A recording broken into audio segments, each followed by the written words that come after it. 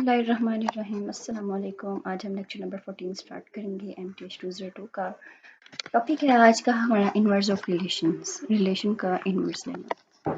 Concept समझते हैं। सबसे पहले कंसेप्ट में क्या है कि जब भी हम रिलेशन में लिखते होते थे तो कुछ इस तरह से लिखते होते थे वैल्यूज, ठीक है, इस तरह से लिखते होते थे ना।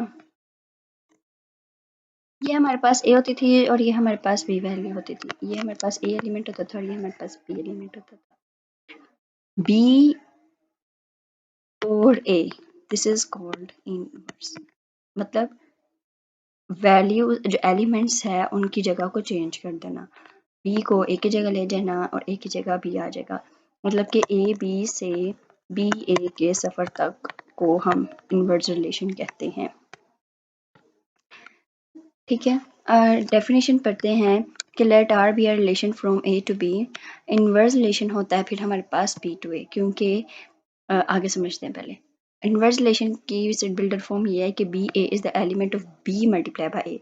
अब ये बी मल्टीप्लाई बाय ए हमारे पास कार्टेशियन प्रोडक्ट है, ठीक है, और ए बी जो है वो एलिमेंट है आर रिलेशन का। More simply, the inverse relation R of R is obtained by interchanging the elements of the order pairs in R. Relation में जो ऑर्डर पेयर्स होते हैं उनके एलिमेंट्स को इंटरचेंज कर देना, एक्सचेंज नहीं बल्कि इंटरचेंज कर देना, ठीक है। एग्जाम्पल देखते हैं, ए ये है और बी ये है, हमारे पास रिलेशन ये निकल रहा है, तो रिलेशन का इन्वर्स हमारे पास क्या होगा। तो देखा जाए यहाँ पर 2 2 है तो 2 2 का इन्वर्स तो 2 2 ही होता है ना। 2 2 का इन्वर्स तो 2 2 ही होगा, ठीक है। 2 6 का इन्वर्स क्या होगा, 6 2 होगा, ठीक है। मैं ज़रा डिटेल में थोड़ा सा समझा देती हूँ। फॉर एग्जांपल मेरे पास ये एक रिलेशन है, रिलेशन हमारे पास है एक 2 2 2 6 3 4 5 2। एग्जाम्पल में हमारे पास ये है रिलेशन। अब जब हमें इसका इन्वर्स फाइंड करना है ना तो कुछ इस तरह से करना है। इन्वर्स को हम इस तरह से लिखते हैं, आर के ऊपर इन्वर्स, और फिर जब हम इन्वर्स निकालते हैं तो किस तरह से निकालेंगे, जब हम इसकी वैल्यूज को इंटरचेंज करेंगे, एलिमेंट्स को इंटरचेंज करेंगे तो ये 2 2 ही रहेगा। लेकिन जब हम इसकी एलिमेंट्स को इंटरचेंज करेंगे तो ये 6 और 2 एक्सचेंज हो जाएगा, इंटरचेंज। इस तरह 3 4 को इंटरचेंज करेंगे तो ये 4 3 हो जाएगा, और 5 2 को करेंगे तो ये 2 हमारे पास 2 5 हो जाएगा। ओके, नेक्स्ट हमारे पास है एरो डायग्राम। एरो डायग्राम हमारे पास क्या है, ये हमारे पास रिलेशन की डायग्राम है एरो डायग्राम, और ये हमारे पास इनवर्स रिलेशन की डायग्राम है। देखा जाए तो हमारे पास ये ए है और ये बी है। हमने सबसे पहले ए ले लिया एंड देन फिर हमने यहाँ पर बी ले लिया। इसके एलिमेंट्स को यहाँ पर प्लॉट कर दिया 2 3 4 और 2 6 8, ठीक है। सबसे पहले हमारे पास रिलेशन का है ए बी, ये हमारे पास यहाँ हम इनवर्स रिलेशन का बनाएंगे A B A B A B. 2 3 4 था और 2 6 8 था, ऐसे ही था। 2 3 4 था और 2 6 8 था, 2 3 4 था और 2 6 8 था। यहाँ तक सफर एक जैसा था इन दोनों का, ठीक है। अब यहाँ पर हम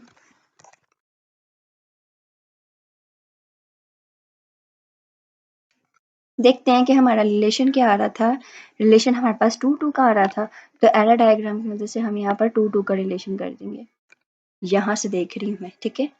फिर हमारे पास डायग्राम में 2 से 6 तक का रिलेशन आ जाएगा इस तरह से, फिर 2 से 8 तक का आ जाएगा इस तरह से, फिर 3 6 का आ जाएगा इस तरह से, और 4 8 का आ जाएगा इस तरह से। तो ये हमारे पास रिलेशन के डायग्राम थे। अब हमारे पास इनवर्स रिलेशन की डायग्राम किस तरह से होती है। अब इनवर्स रिलेशन की डायग्राम पहले तो हम देखेंगे, जब हम इसका इनवर्स लेंगे तो हमारे पास इनवर्स क्या बनता है। तो इसका इनवर्स हमारे पास 2 2 रहता है, 6 2 हो जाता है, 8 2 हो जाता है, 6 3 हो जाता है, और 8 4 हो जाता है। ये हमारे पास इनवर्स निकल आता है इसका। तो इसकी एरो डायग्राम किस तरह से बनेगी, 2 से 2 तक ही रहेगा, ठीक है।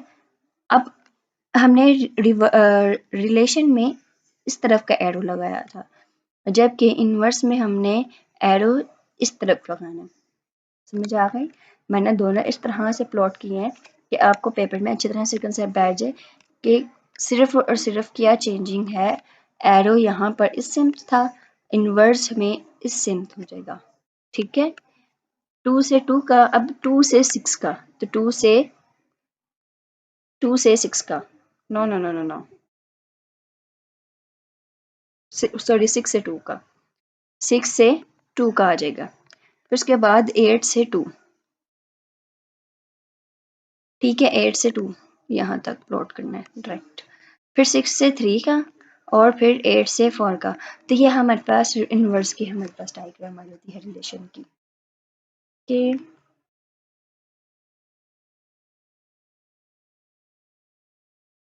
आगे हमारे पास इसकी मैट्रिक्स रिप्रेजेंटेशन आ जाती है। हम इसको मैट्रिक्स में किस तरह से रिप्रेजेंट करते हैं।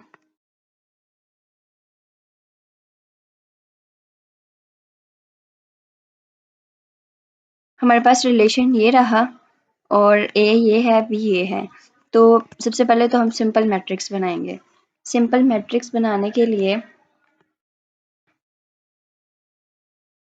सिंपल मैट्रिक्स हमारे पास बनाने के लिए जो मैट्रिक्स है उसको एम से डिनोट करते हैं, और मैट्रिक्स हमारे पास 2 स्क्वायर ब्रैकेट्स में बंद होता है। ए हमारे पास है 2 3 4, और बी हमारे पास है 2 6 8। अच्छा, अब सिंपल मैट्रिक्स हमने बनाना है, रिवर्स इनवर्स का नहीं बनाना, बल्कि सिंपल रिलेशन का बनाना। तो 2 2 पे 2 है तो हमने यहाँ पर 1 लगा देना। 2 पे 6 है 1 आ जाएगा, 2 पे 8 है 1 आ जाएगा, 3 पे 6 है 1 आ जाएगा, 4 पे 8 है 1 आ जाएगा, बाकी सारी जगह पर 0 0 आ जाएगा। तो ये हमारे पास सिंपल रिलेशन का एक मैट्रिक्स था। ठीक है, अब मैट्रिक्स का इनवर्स भी हम इस तरह से शो करते हैं, इस तरह से कि एम टी लिखते हैं। क्या लिखा हुआ है? सॉरी, एम टी है।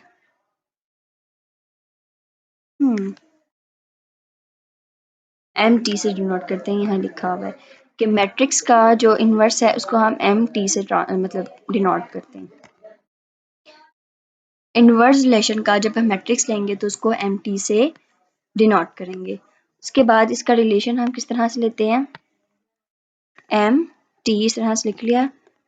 अब हमारे पास जो ए था ना वो ऊपर आ जाएगा, और जो बी था वो साइड पर आ जाएगा। मतलब कि ए हमारे पास कॉलम में आ जाएगा और बी हमारे पास रो में आ जाएगा। ए इधर आ जाएगा और बी हमारे पास इधर आ जाएगा।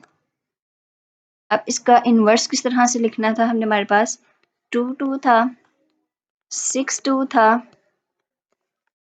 2 2 था, 6 2 था। हम खुद ही यहाँ से देख लेते हैं कि इसका इनवर्स क्या बनेगा। 2 2 का इनवर्स 2 2 होता है, तो यहाँ पर 1 आ जाएगा। ठीक है, 2 पे 2। अब ये 2 6 का इनवर्स हमारे पास 6 2 हो जाता है, तो 6 पर हमने 2 देखना है, तो 6 पर हमारे पास 2 है, तो यहाँ पर 1 आ जाएगा। ठीक है, फिर हमारे पास 2 पे 8 था, अब 8 पे 2 हो जाएगा, तो 8 पे 2 हो जाएगा, तो यहाँ पर 1 आ जाएगा।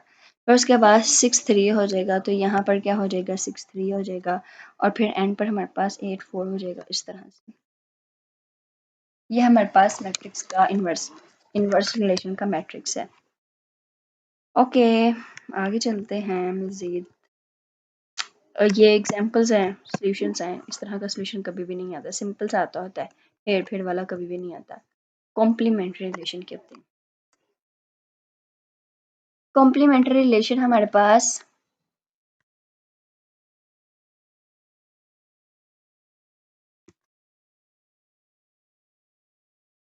कॉम्प्लीमेंट्री रिलेशन, लेट आर हमारे पास रिलेशन है ए टू बी सेट का। तो कॉम्प्लीमेंट्री रिलेशन को हम इस तरह से लिखते हैं, आर के ऊपर डैश। ठीक है, ये कॉम्प्लीमेंट्री रिलेशन क्या है कि ए मल्टीप्लाई बाय बी, जब हम कार्टेशियन प्रोडक्ट निकाल लेते हैं, उस कार्टेशियन प्रोडक्ट में से ही हम रिलेशंस निकालते हैं ना अपने। उस कार्टेशियन प्रोडक्ट जब हम ले लेते हैं उसमें से हमने अपने रिलेशंस को माइनस कर देना है, तो जो बाकी बचे हुए रिलेशंस आएंगे ना उनको हम कॉम्प्लीमेंट्री रिलेशन कहते हैं। एग्जाम्पल ये दी गई है, हम सॉल्व करते हैं। ए हमारे पास 1 2 3 है, और उसका रिलेशन हमारे पास ये दिया गया 1 1 1 3 2 2। सबसे पहले हम ए का निकालते हैं Cartesian product. A multiply by 1 2 3 multiply by 1 2 3 इस तरह से आ जाएगा ना। ओके ये हमारे पास किस तरह से आएगा 1 2 सॉरी 1 2 1 1 1 2 इसी तरह आगे 1 2 1 3 अब 2 के साथ 2 1 2 2 फिर 2 3 ठीक है। फिर हमारे पास 3 1 3 2 3 3। अब कार्टेशियन प्रोडक्ट हमें कितना कैसे पता चलता है कि कितने कार्टेशियन प्रोडक्ट्स हमारे पास निकलेंगी बनेंगी। तो m मल्टीप्लाई बाय n कर देते हैं। तो यहाँ पर 3 मल्टीप्लाई बाय 3 इक्वल्स टू 9। तो कितने हैं यहाँ पर 1 2 1 2 3 4 5 6 7 8 एंड 9 हो गया। ये मेरे पास प्रोडक्ट निकला है। अब इसमें से उन्होंने यहाँ पर रिलेशन हमें कौन सा दिया हुआ है इधर। Okay 1 1 1 3 2 2 1 1 1 3 2 2 2 3 and 3 1 2 3 and 3 1। ओके अब हमारे पास हमने क्या निकालना है कॉम्प्लीमेंट्री रिलेशन। कॉम्प्लीमेंट्री रिलेशन क्या है कि कार्टेशियन प्रोडक्ट में से रिलेशन को माइनस कर देना है। तो जो बाकी पीछे हमारे पास ऑर्डर पेयर बचेंगे वो हमारे पास कॉम्प्लीमेंट्री। इसमें 1 1 है कट हो जाएगा, 1 3 है कट हो जाएगा, 2 2 है कट हो जाएगा, 2 3 है ये भी कट हो जाएगा और फिर 3 1 है ये भी कट हो जाएगा। ठीक है अब पीछे क्या बच गया 1 2 2 1 3 2 3 3। तो ये हमारे पास क्या है कॉम्प्लीमेंट्री रिलेशंस हैं। ठीक है तो ये हमारे पास क्या है कॉम्प्लीमेंट्री रिलेशन है। कॉम्प्लीमेंट्री रिलेशन हमारे पास क्या होता है कार्टेशियन प्रोडक्ट में से रिलेशन को माइनस कर दें तो हमारे पास कॉम्प्लीमेंट्री रिलेशन निकल आता है। यहाँ पर लिखा गया है कि कार्टेशियन प्रोडक्ट में से रिलेशन को माइनस कर दें तो हमारे पास क्या निकला था कॉम्प्लीमेंट्री रिलेशन। तो हमारा भी यही आंसर था। ठीक है अगले कंसेप्ट की तरफ चलते हैं। कॉम्पोजिट रिलेशन आ गया आगे। कॉम्पोजिट रिलेशन क्या है कि हमारे पास R एक रिलेशन है सेट A से B का। अब सेट A से B का जो रिलेशन है ना उसको हमने S का नेम दे दिया है मतलब कि। और फिर हमारे पास सेट B से C का जो रिलेशन है उसको हमने सॉरी सेट A से B का जो रिलेशन है ना उसको हमने R का नेम दे दिया है और जो B से C का रिलेशन उसको हमने S का नेम दे दिया। इसका मतलब ये कि हमारे पास 3 सेट हैं और उन तीनों का रिलेशन जब हमने निकालना तो किस तरह से निकलेगा कि A से B का रिलेशन R हो जाएगा और B से C का रिलेशन S हो जाएगा। और इसको हम पता है किस तरह से पढ़ते हैं R S इसको किस तरह से पढ़ेंगे S ऑपरेशन R। ठीक है R से S का रिलेशन हम किस तरह से रीड करते हैं S ऑपरेशन R। इस ऑपरेशन ये ऑपरेशन कुछ भी हो सकता है कि इसके दरमियान कोई सा भी operation plus minus multiply so जो भी है। ठीक है वटेवर। तो ये ऑपरेशन लगाया गया है SOR। R से S का रिलेशन मैं दोबारा बता रही हूँ R से S का रिलेशन हम SOR पढ़ेंगे और S से R का रिलेशन हम ROS पढ़ेंगे। ठीक है दोबारा से देख लें A B C हमारे पास 3 रिलेशंस हैं। A से B का रिलेशन R है B से C का रिलेशन S है। अगर तो हमने R to S रिलेशन निकालना है तो हम उसको SOR पढ़ेंगे और अगर हमने S से R का रिलेशन निकालना है तो हम उसको ROS कहेंगे। ठीक है यह हमारे पास कॉम्पोजिट रिलेशन होता है।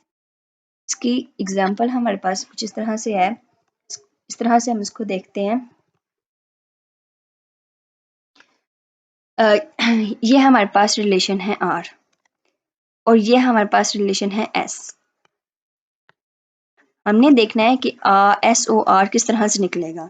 सबसे पहले हमने रिलेशन आर लेना है और फिर हमने रिलेशन एस लेना है।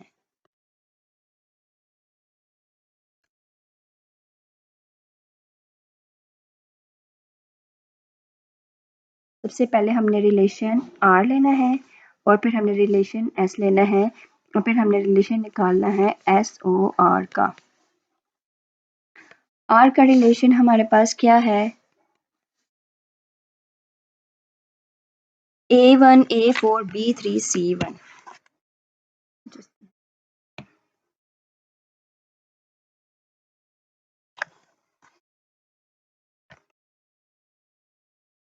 A1 A4 B3 C1 और क्या है C4। ये रहे रिलेशंस। और एस का रिलेशन हमारे पास क्या है 1x 2x 3y 3z। तो ये हमारे पास रिलेशंस हैं। अब एस ओ आर हमारे पास किस तरह से निकलेगा हमने देखना है। हमने सबसे पहले एस का रिलेशन देखना है और फिर आर का रिलेशन देखना है। सबसे पहले हमने एस का पहला एलिमेंट देखना। अब क्या यहाँ पर ये जो ए है ये ए है, इसके साथ 1 है। हमने देखना है कि एस के साथ 1 किसके साथ आ रहा है पहले। A1 1x, तो इसका मतलब ये 1 1 कट, तो यहाँ पर ax आ जाएगा। ठीक है, फिर अगला A4 है। क्या 4 आगे किसी के आ रहा है? तो मतलब ये हम नहीं लेंगे, इसको हम स्किप कर देंगे। अब अगला आ रहा है B3। हमने देखना है कि नीचे B3 है, मतलब B3 है तो यहाँ पर 3 नीचे स्टार्ट हो रहा है कहीं, तो वो ये हो रहा है, तो ये आपस में कट हो जाएगा, BY आ जाएगा। ठीक है, अगला हमारे पास क्या आ जाएगा BY। C1 है तो क्या नीचे यहाँ C1 से स्टार्ट हो रहा है कोई, ये वाला हो रहा है, 1 कट हो जाएगा, CX आ जाएगा। C4 है, क्या अगला कोई 4 से स्टार्ट हो रहा है? नहीं हो रहा, तो हमारे पास यहाँ पर क्या आ जाएगा, कुछ भी नहीं आएगा। दोबारा से देखते हैं, B3 हमारे पास Z रह गया। हमने X Y के साथ तो कर लिया, X और Y तो आ गया ना, लेकिन हमारे पास Z रह गया, तो हमने दोबारा से देखना है। इसके यहाँ पर 3 है तो हमने देखना है कि यहाँ कहीं पर 3 से स्टार्ट होने वाला एंटर होने वाला है, तो यहाँ पर B3 है, तो B Z भी आ जाएगा। तो ये हमारे पास SOR का रिलेशन आ गया। ठीक है, अब ये SOR का रिलेशन है। अब मैं यहाँ पर आपको ROS का भी रिलेशन निकाल कर दिखा देती हूँ। SOR का रिलेशन और R2S का रिलेशन। तो इससे इसके लिए सबसे पहले हमने S को देखना है और फिर R को देखना है। अब यहाँ पर 1 है ना, क्या यहाँ पर ये वाला रिलेशन बन ही नहीं सकता, क्योंकि हमारे पास इस तरह से है, मतलब यहाँ पर 1 4 3 1 4, हम तो लास्ट वाली वैल्यूज को देख रहे थे ना, लेकिन यहाँ पर x x y z है, लेकिन यहाँ पर x y z नहीं है। हम कोई और एग्जांपल देखते हैं जो हम SOR के लिए ROS के लिए देख सकते हैं। अच्छा, इसकी एरो डायग्राम हम देख लेते हैं। एरो डायग्राम क्या होती है? सबसे पहले हमने ABC प्लॉट करना है। A हमारे पास ये है, B हमारे पास ये है और C हमारे पास ये है। आगे से इनके एलिमेंट्स ऊपर अंदर लिख देने हैं। ABC आ जाना है, फिर 1 2 3 4 आ जाना है और C का X Y Z आ जाना है। ठीक है, A से B का रिलेशन हमारे पास R होता है और B से C का रिलेशन हमारे पास S होता है। ठीक है, हम क्या निकाल रहे हैं? SOR, इसका मतलब A से C तक का रिलेशन निकाल रहे हैं हम। तो A से हमारा क्या था? A से A 1 पर जा रहा था, हमने ऊपर देखना है यहाँ पर। ठीक है, A 1 पे जा रहा था तो A 1 तक एरो आ जाएगा। फिर हमारे पास 1 ये रहा, 1x तक आ जाएगा। ठीक है, फिर A 4 है तो A का 4 तक एरो आ जाएगा। क्या 4 आगे कहीं आ रहा है? तो बस यहाँ ही स्टॉप हो जाएगा। B 3 है तो B का 3 तक एरो आ जाएगा और फिर 3 आ रहा है कहीं पर, 3y आ रहा है तो यहाँ पर 3y आ जाएगा। B3 का Z से भी साथ भी आ रहा था, B3 का दोबारा से आएगा लेकिन 3 का आगे Z तक चला जाएगा। C1 आ जाएगा तो C1 हमारे पास 1 आ रहा है कहीं पर, तो 1x आ जाएगा, तो C1 पर चला जाएगा, x के साथ ज्वाइन हो जाएगा। C के बाद हमारे पास आ रहा है C4, तो सी 4 तक चला जाएगा और आगे 4 से कहीं स्टार्ट होने वाला है नहीं है, तो 4 से आगे कहीं पे भी नहीं जाएगा। ओके नेक्स्ट देखते हैं। तो एस ओ आर का डायरेक्ट रिलेशन हम किस तरह से बनाएंगे वो हम अपने आंसर को देख के बनाते हैं। A c, a b c x y z. ठीक है, मैं थोड़ा सा क्लियर कर देती हूँ, थोड़ा सा बड़ा कर लेते हैं। ए सी क्या रहा है यहाँ पर, a b c, a b c, a b c x y z. ठीक है, एक्स वाई और जी। तो पहला ए से एक्स तक है तो ए से एक्स तक आ जाएगा, बी से वाई है तो बी से वाई आ जाएगा। ठीक है, फिर बी से जी है तो फिर बी से जी आ जाएगा और फिर सी से एक्स चला जाएगा। तो ये हमारे पास एस ओ आर का बन जाता है। आगे हमारे पास मैट्रिक्स की रिप्रेजेंटेशन ऑफ कंपोजिट रिलेशन है कि हम कंपोजिट रिलेशन को मैट्रिक्स में किस तरह से रिप्रेजेंट करते हैं। तो सबसे पहले जब हम एस ओ आर का मैट्रिक्स रिप्रेजेंट करते हैं ना, तो उसको इस तरह से लिखते हैं M R O M R M S, मतलब कि पहले मैट्रिक्स आर का आता है फिर मैट्रिक्स एस का आता है। इस तरह जब हम आर ओ एस का मैट्रिक्स रिप्रेजेंट करेंगे तो सबसे पहले मैट्रिक्स एस का आएगा। ठीक है, और फिर मैट्रिक्स आएगा आर का। लिखा गया है यहाँ पर the matrix representation of the composite relation can be found using the boolean product of the matrices of for the relation. अगर हमारे पास एम आर मतलब मैट्रिक्स आर मैट्रिक्स एस दो मैट्रिसेस हैं रिलेशन आर के फ्रॉम ए टू बी, ठीक है, तो हम उसको from A to B and S है from B to C, then M S O R equals to M R O M S, मतलब मैट्रिक्स आर ओ फिर matrix S. Boolean editions और Boolean multiplications देख लेते हैं कि Boolean addition 1 + 1 हमारे पास 1 1 + 0 1 1 0 0 0 1 होता है और 1.1 हमारे पास होता है 1.0 0 होता है 0.0 हमारे पास 0 होता है। तो ये हमने पहले भी किया हुआ है, ज़्यादा जोर नहीं देंगे इस पर। मैट्रिक्स रिप्रेजेंटेशन आती है, मैट्रिक्स हमारे पास आर दिया गया है और मैट्रिक्स हमारे पास एस दिया गया है। हम इसको किस तरह से सॉल्व करेंगे। सबसे पहले हमने ये रो पकड़नी है और ये कॉलम्स पकड़ने हैं। इस रो को सारे कॉलम से मल्टीप्लाई करना है और आपस में प्लस करना है। इसका मेथड क्या है, मेथड देख लेते हैं।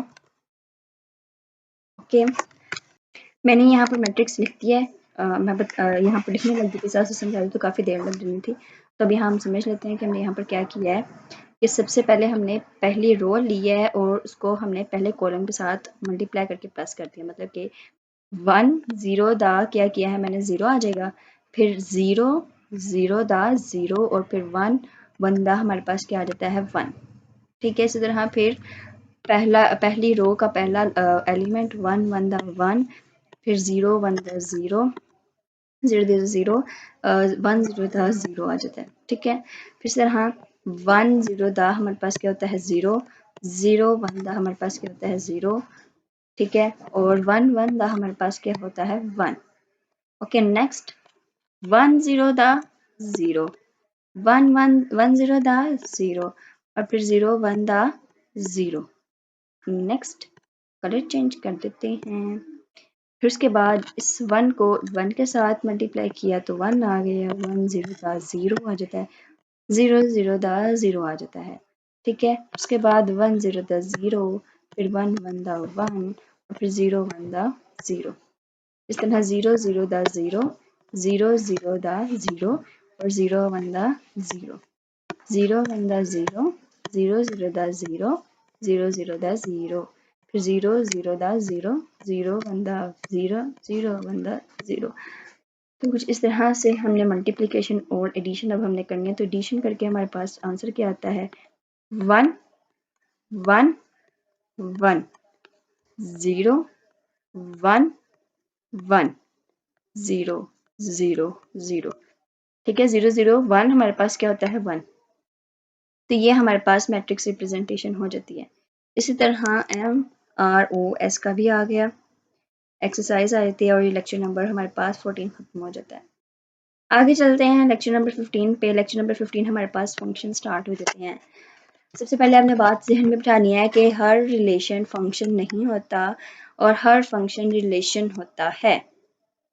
ठीक है, हर रिलेशन में और मे नॉट भी आ जाता होता है, चांसेस में और मे नॉट भी। रिलेशन फंक्शन हो सकता है और हो नहीं भी सकता, और हर फंक्शन जो है वो रिलेशन होता है। आप इसी तरह से याद रखना, बहुत बार पूछा जा सके। A function f from set x to a set y is a relation from x to y that satisfies the following properties कि every element x जो है x का और y जो है y का, such that x y जो है हमारे पास क्या है, एलिमेंट है फंक्शन का। फंक्शन की दो बातें हैं। एक बात है कि फंक्शन का जो पहला वर्ड होता है ना, पहला एलिमेंट वो रिपीटिंग नहीं होना चाहिए। पहला एलिमेंट रिपीटिंग नहीं होना चाहिए, ठीक है। फंक्शन का पहला एलिमेंट रिपीट नहीं होना चाहिए। अगर पहला एलिमेंट रिपीट हो जाता है ना तो हमारे पास जो फंक्शन है वो नहीं होगा। इस तरह से ये हमारे पास रिलेशंस नीचे दिए गए हैं। रिलेशन हमारे पास दिया गया है 1 2 4 4 1। क्या ये रिलेशन है? ये रिलेशन है क्योंकि इसमें हमारे पास पहला एलिमेंट रिपीट नहीं हो रहा, ठीक है। अब दूसरा रिलेशन देखते हैं। हाँ, रिलेशन 1 हमारे पास रिलेशन नहीं है क्योंकि हमारे पास इसमें हमने दूसरी बात तो समझी ही नहीं। दूसरी बात फंक्शन में ये है कि फंक्शन का जो पहला एलिमेंट है, पहली बात तो ये थी ना कि फंक्शन का पहला एलिमेंट रिपीट नहीं होना चाहिए। और दूसरी बात ये कि फंक्शन की जो डोमेन है ना, फंक्शन की जो डोमेन है वो हमारे पास पहला सेट आना चाहिए। फंक्शन की डोमेन हमारे पास पहला सेट आना चाहिए। और दूसरी बात ये कि फंक्शन में पहला एलिमेंट रिपीट नहीं होना चाहिए। अगर पहला एलिमेंट रिपीट हो गया तो वो फंक्शन नहीं है। अंडरस्टैंड? देन आगे कंसेप्ट की तरफ चलते हैं, आगे इन रिलेशंस को देखते हैं। अब क्या ये रिलेशन हमारे पास रिलेशन फंक्शन है।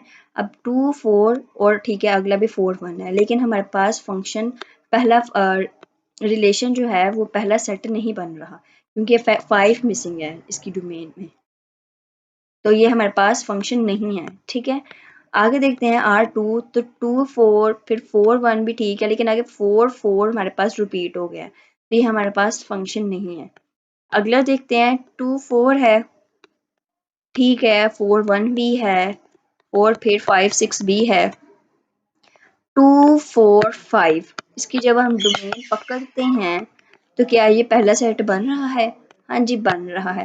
तो इसका मतलब R3 हमारे पास क्या है? फंक्शन है। इसलिए मैंने कहा था कि हर रिलेशन फंक्शन नहीं होता, हर फंक्शन रिलेशन जरूर होता है। Okay okay okay, next next next. Arrow diagram हमारे पास फंक्शन की आ जाती है। वो कुछ इस तरह से बनती है कि हमारे पास x हमारे पास फंक्शन है ये रहा और y हमारे पास फंक्शन ये रहा।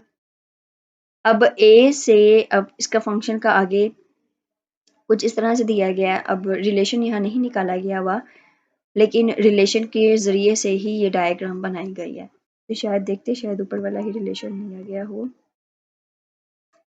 फॉर एग्जाम्पल ये वाला रिलेशन लेते हैं R2, सॉरी R3 हमारे पास रिलेशन है तो इसी को पकड़ेंगे, ठीक है। खाली जगह नहीं है तो यहाँ पर ही बना लेते हैं।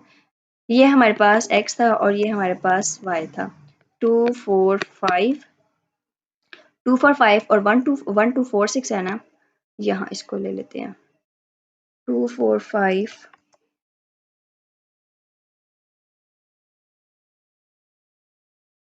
ये x है, ये y है। 2 4 5 1 2 4 6 है, ठीक है। अब 2 से 4 तक का रिलेशन है तो 2 से 4 तक आ जाएगा, फिर 4 से 1 तक है तो फिर 4 से 1 तक चला जाएगा और फिर 5 से 6 है। तो ये हमारे पास रिलेशन मतलब फंक्शन की वो बन जाती है एरो डायग्राम। अच्छा ना, इससे अगला जो कंसेप्ट है ना वो हमारे पास इनवर्स रिलेशन का है, वो भी हम यहाँ से समझेंगे। अच्छा, नॉन फंक्शन फंक्शंस की डायग्राम्स आ जाती हैं, रेंज आ जाता है, ठीक है, रेंज। ओके ओके, समझते हैं रेंज क्या होता है। रेंज क्या है? रेंज हमारे पास दूसरे फंक्शन में जो वैल्यूज अप्रोच हो रही होती हैं वो रेंज होती हैं। जैसे कि इसकी रेंज क्या है? 1 4 6। इसकी डोमेन क्या है? सबसे पहले आपने डोमेन, तीन कंसेप्ट हैं, डोमेन, कोडोमेन, ठीक है, और तीसरा कंसेप्ट है रेंज। इनको समझते हैं ये क्या है।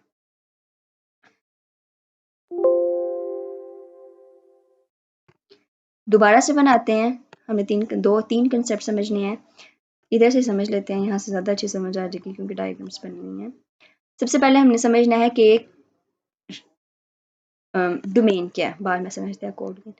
डोमेन हमारे पास पहले सेट के तमाम एलिमेंट्स, को डोमेन हमारे पास दूसरे सेट के तमाम एलिमेंट्स।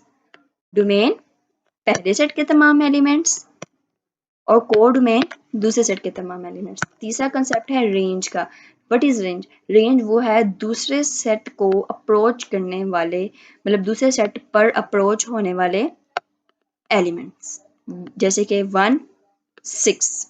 ठीक है, यहाँ पर 1 और 6 अप्रोच हो रहे हैं तो इसकी डोमेन क्या होगी? 1 6। ठीक है, इसकी डोमेन क्या है?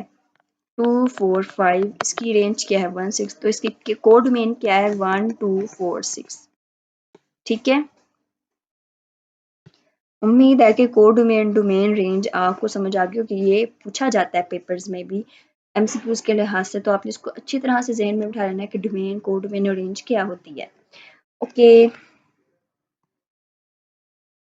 ओके, ग्राफ्स वैसे नहीं आते लेकिन हम समझ लेते हैं कि एग्जांपल यहाँ पर दी गई है। हमारे पास x की वैल्यू जो है, हमने यहाँ पर एक डायग्राम प्लॉट की गई है, यहाँ पर x और यहाँ पर वैल्यूज भी दी गई हैं। अगर हमने यहाँ पर -3 की हम यहाँ पर वैल्यू पुट करते हैं तो हमारे पास y का आंसर क्या आ रहा है? ये y है, तो y का आंसर हमारे पास 9 आ रहा है।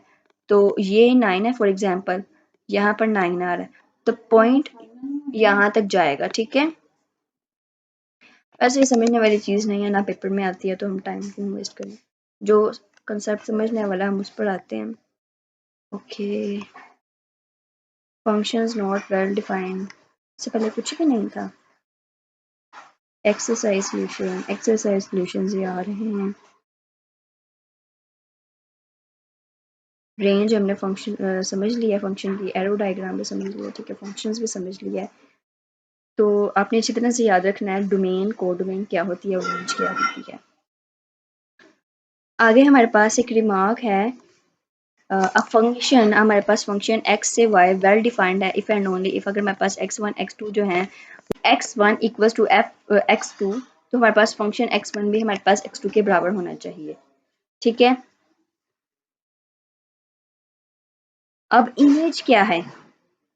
Image of a set. यहाँ पर समझने वाली क्या चीज़ है? इमेज ऑफ अ सेट में हमारे पास समझने वाला आपने याद रखना है इसकी सेट बिल्डर फॉर्म, कि एफ ए जो है वाई एलिमेंट है वाई का, फॉर ऑल जो वाई है वो फंक्शन है एफ एक्स का। इसमें से आता कुछ नहीं है। जो आने वाली बात है वो है ये है कि अगर आपके पास इनवर्स और इमेज, फॉर एग्जांपल यहाँ पर 1b है ना, 1b बन रहा है इस तरह से, तो हम इसको किस तरह से लिखेंगे कि फंक्शन हमारे पास 1 है जो कि b के बराबर है। ये हमारे पास इमेज ऑफ सेट होती है इसको। अब F2 है, F2 है तो ये किसके बराबर है? B के बराबर है। F3 है तो ये किसके बराबर है? C के बराबर है। F4 है तो ये हमारे पास किसके बराबर है? C के बराबर है। ठीक है, ये हमारे पास इमेज ऑफ अ सेट है। अब इसका इन्वर्स क्या होगा? ये इन्वर्स है, inverse of image of a set. Inverse image of a set हमारे पास क्या होगा कि यहाँ पर F4 था ना, तो यहाँ पर FC जो है वो यहाँ पर हमारे पास क्या हो जाएगा? 4, और इसके यहाँ पर -1 आ जाएगा। मतलब कि फंक्शन इनवर्स सी जो है वो हमारे पास 4 के बराबर है, और जबकि फंक्शन 4 जो है वो सी के बराबर है। ये शॉर्ट एमसीक्यूज में नहीं पूछा, मतलब शॉर्ट में नहीं पूछा जाता, सिर्फ और सिर्फ एमसीक्यूज आ जाता है, मुश्किल से ही आता होता है वैसे तो। ठीक है, कुछ रिजल्ट्स हैं ये इंपॉर्टेंट है, ये देख लेते हैं कि फंक्शन ए बी, अगर ए बी सबसेट है हम इसको किस तरह से लिखेंगे? फंक्शन ए का सबसेट और फिर फंक्शन बी का सबसेट। ठीक है, फिर उसके बाद हमारे पास आ जाता है कि फंक्शन ए यूनियन बी, तो फंक्शन ए और फंक्शन बी का यूनियन आ जाएगा। Function A intersection B subset है function A intersection function B का function B. Function A difference B, ठीक है, प्रॉपर सबसेट है function A minus function B.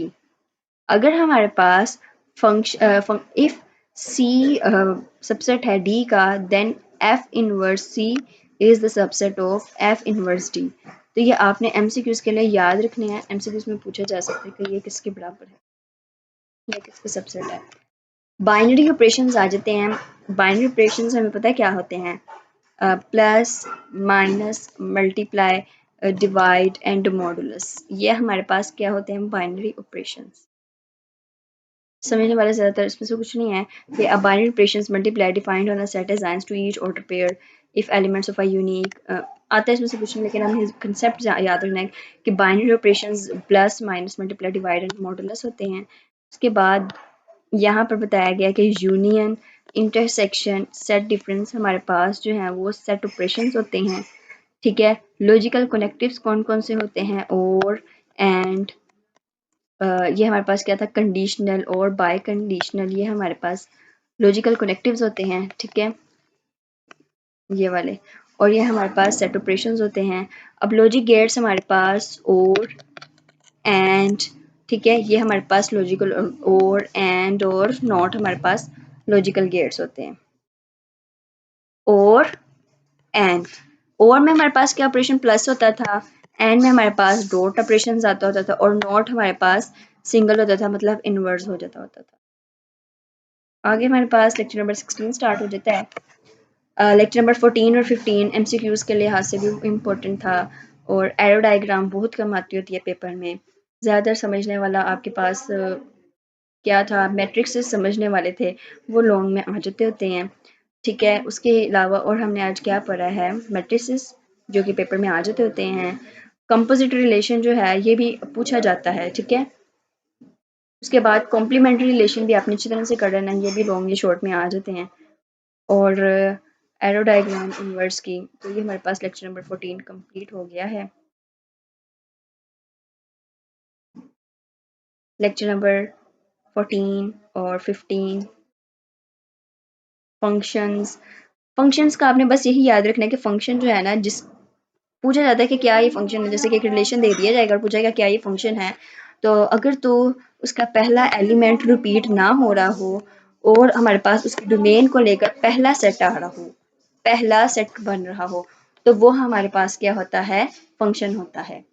तो ये हमारे पास लेक्चर नंबर 14 और 15 मैंने इनमें से इंपॉर्टेंट भी चीज़ें बता दी कि क्या पेपर में आता है क्या नहीं आता।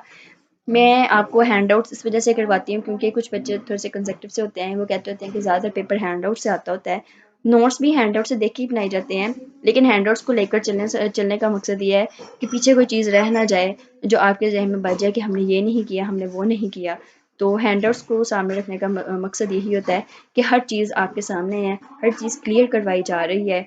नोट्स बाकायदा हैंड आउट से ही देख के बनाए जाते हैं। आप यहाँ से देख लें तो आप नोट्स भी खुद बनाने के काबिल हो जाएंगे। तो अगर आपको लेक्चर की समझ आई है तो चैनल को सब्सक्राइब कर दें और वीडियो को लाइक भी कर दें, और मुझे बताएं कि कोई कमी पेशी वीडियो में है तो कमेंट में मुझे ज़रूर बताइएगा ताकि मैं उसको इम्प्रूव करूँ और आपको और अच्छे से समझा पाऊँ। मिलते हैं अगली लेक्चर में इंशाल्लाह। अल्लाह हाफिज़।